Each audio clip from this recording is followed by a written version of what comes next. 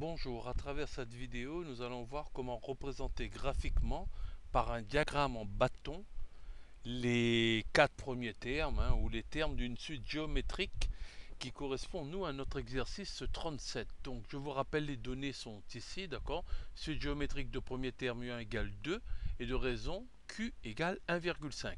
On avait déjà calculé les quatre premiers termes en utilisant la formule SG1 qu'on appelle suite géométrique 1 parce qu'il y a SG2 aussi.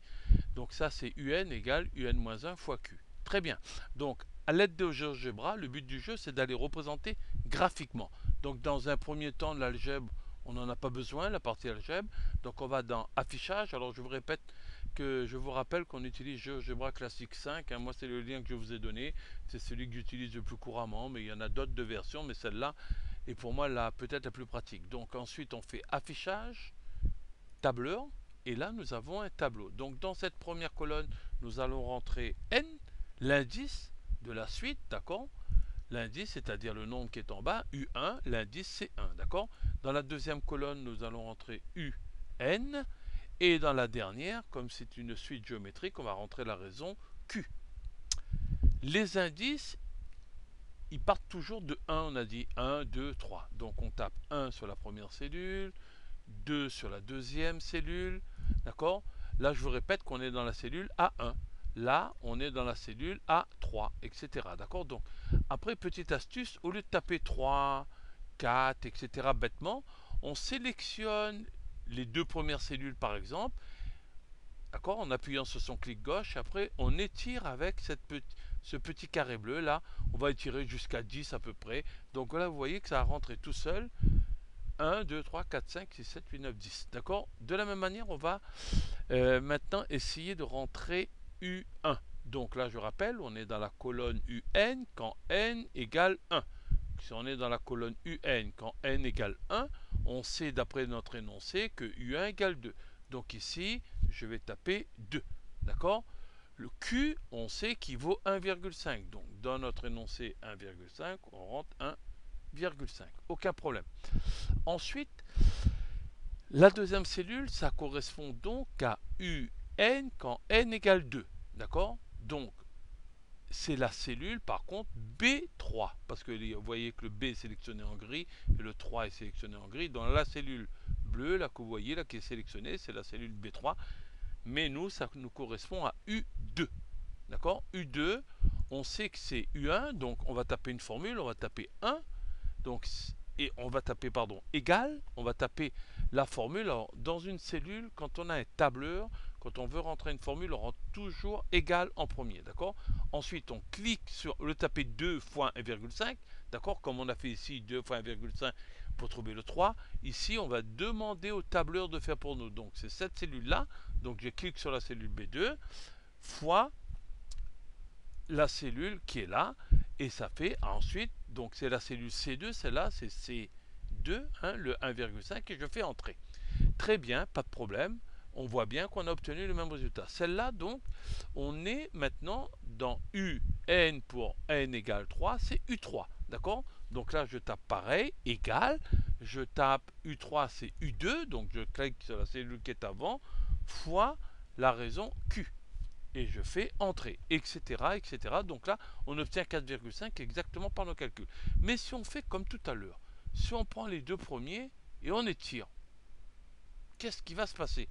Alors là, vous voyez que, comme tout à l'heure ça fait 1 plus 1, 2, plus 1, 3, plus 1, 4, etc. Ici, malheureusement, le tableur, lui, il additionne bêtement. Donc, il fait 2 plus 1, 3, plus 1, 4, etc. Donc, c'est pas ce qu'on veut nous, parce que si on veut par exemple U4, U4, je répète qu'on est là, U4, là on a 5, donc c'est une erreur, U4 n'est pas égal à 5, c'est égal à 6,75, et U3 c'est 4,5, et U3 c'est pas 4.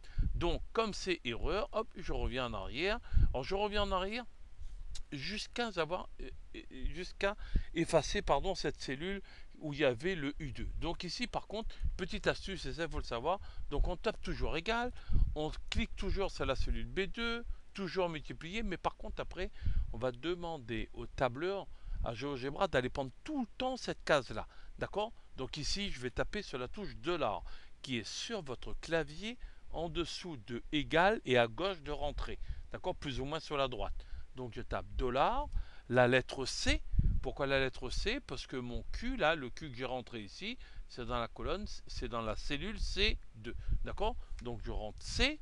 Ensuite, en grand C ou petit c, C, $ à nouveau.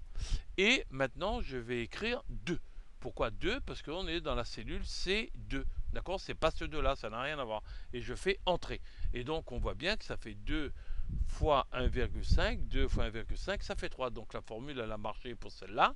Donc maintenant, si je clique sur cette formule et que je l'étire, on constate maintenant que ça fonctionne. Vous voyez, là par exemple, cette cellule-là, c'est bien UN quand n égale 3. UN quand n égale 3, c'est 4,5. U4, 6,75. Dessous, on a 6,75. Etc. etc. D'accord? Donc le but du jeu, c'est d'aller faire ici un diagramme en bâton et non pas d'aller calculer les termes. Donc pour faire le diagramme en bâton, je sélectionne ma première colonne, clic gauche, appuyé. Je clique sur cet outil. Et là, même si vous voyez statistique, c'est pas grave, d'accord? Donc on obtient, parce qu'en statistique, on fait aussi des diagrammes, des histogrammes et autre chose, des boîtes à moustaches qu'on avait déjà vues. Donc ici, on obtient 1, 2, 3, 4, 5, 6, 7, 8, 9, 10, les nombres qui sont indiqués ici. Ensuite, on clique sur ce symbole, sur option, qui est ici. On clique sur option. On fait données avec effectif. Et là, je vais sélectionner à nouveau cette deuxième colonne sans prendre le UN. Il faut être très observateur sans prendre le UN. Et maintenant, je clique sur la petite main pour ramener toutes les valeurs que j'ai sélectionnées, pour les ramener à côté. Ensuite, je fais analyser. Et là, vous voyez qu'il y a un graphique qui s'est représenté. D'accord? Alors, eux, ils appellent ça, j'aimerais appeler ça barre, on peut dire barre ou bâton. Hein, parce que si vous cliquez ici, il y a histogramme. Histogramme, c'est diagramme en rectangle, d'accord? Et la boîte à moustache, vous savez ce que c'est, donc je ne reviens pas dessus. Barre. Alors, nous, je trouve que les barres sont un peu épaisses. Les bâtons sont un peu larges. Donc, pour rectifier tout ça, on clique sur cet outil-là. On enlève dimension automatique. Et là, au lieu de mettre 0,5, je vais taper sur mon clavier 0,01. D'accord? Et je fais entrer. Là, vous voyez qu'il y a des barres, des bâtons qui se sont faits beaucoup plus étroits, beaucoup plus minces. D'accord? Ça ressemble plus à des bâtons. D'accord? Donc, U1, c'est ici. U2, U3, U4, c'est au sommet de de chacun des bâtons. Mais par contre, comment lire un peu avec précision? Alors ici, c'est impossible. Hein. Combien elle vaut cette valeur U4 ici? On ne sait même pas ce que ça vaut. Donc là, on va aller dans Graphe. Dans Graphe, on va faire Afficher la grille. Dans Afficher la grille, on enlève Dimension automatique. Alors le X, on veut le X minimum. Alors je vais mettre 0, mais je ne vais pas mettre 8, et quelques là. Je mets 0.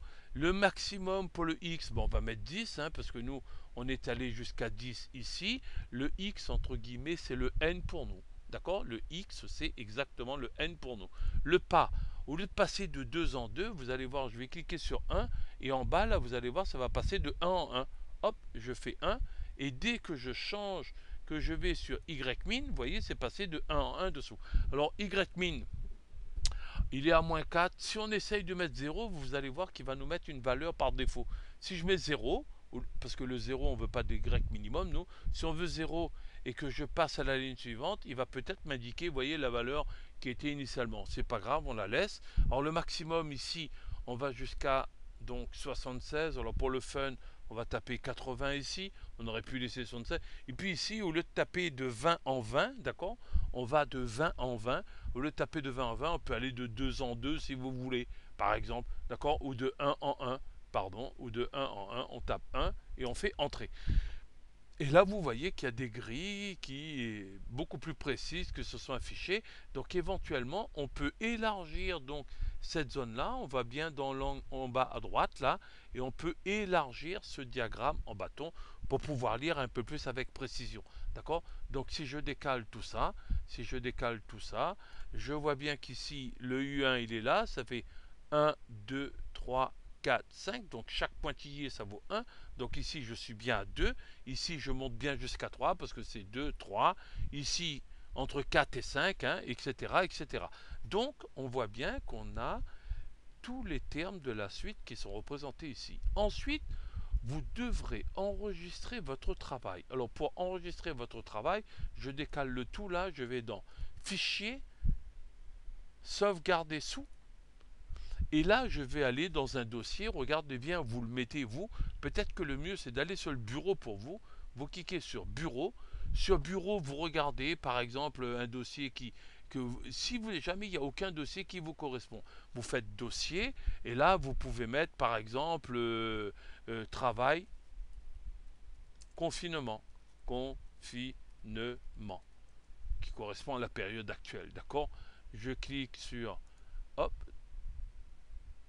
travail confinement, pardon, il est ici, je fais ouvrir et là je vais mettre d'abord mon nom, donc ici je vais mettre mon nom et là je vais mettre exercice 37, diagramme en bâton. Bon, on n'était pas obligé de mettre en majuscule, diagramme en bâton, le nom en majuscule, le reste n'était pas obligé. Et là je fais sauvegarder et vous allez voir que mon nom, le nom de votre dossier va s'afficher là-haut, là vous allez le voir. Donc je fais sauvegarder et là vous voyez maintenant quand je descends, Rochefeuille, hein, donc là vous êtes sûr que vous avez enregistré votre travail. Alors le seul petit problème c'est que quand vous allez enregistrer votre travail, il n'y aura pas ce diagramme en bâton qui sera entre guillemets enregistré. Donc là moi j'ai prévu un tout petit outil là qui est gratuit, qui est dans les accessoires de Windows, qui s'appelle outil capture, d'accord? Donc vous fais voir comment il s'appelle, hein. Ça c'est une image, hein. C'est outil capture. Moi je l'ai sur mon ordinateur, donc là regardez, je vais cliquer sur cet outil là qui est sur mon ordinateur, je fais ici mode rectangulaire, je répète qu'il est gratuit, d'accord? Et là vous sélectionnez la zone qui vous intéresse. Alors moi je vais sélectionner par exemple le diagramme en bâton qui est là. Ah zut, je voulais aussi les valeurs, donc je ferme. Non, je ne veux pas enregistrer. Je décale un peu mon tableau là. Je décale un peu mon tableau comme ça. Quand je vais copier l'écran, quand je vais capturer l'écran, je vais capturer aussi ces valeurs-là pour bien faire voir à mon professeur que j'ai pu faire ceci, d'accord? Là, j'ai oublié on pouvait enlever pour que ça soit encore plus beau. J'aurais pu enlever, bien sûr, la petite flèche qui est là, hein, les, les précisions et tout, là, les largeurs des bâtons et tout, j'aurais pu le renlever, on avait cliqué dessus. Donc ici, bon, si la fenêtre est un peu trop large, bien sûr, vous pouvez la réduire. Bref, et là maintenant, je vais faire à nouveau l'outil capture d'écran. Là, je fais mode rectangulaire, bien sûr, et là, vous sélectionnez ce qui vous intéresse. Donc moi, ce qui m'intéresse, c'est le diagramme en bâton et les valeurs de ma suite. Voilà, et là je fais pareil, fichier enregistré sous, et vous allez au même endroit bien sûr, vous allez dans bureau, on appelait ça travail confinement, vous écrivez de la même manière, d'abord votre nom, et ensuite vous écrivez, vous voyez ça se présente dessous là, je peux cliquer dessus bien sûr, et puis j'enlève GGB qui est GeoGebra, ça c'est un...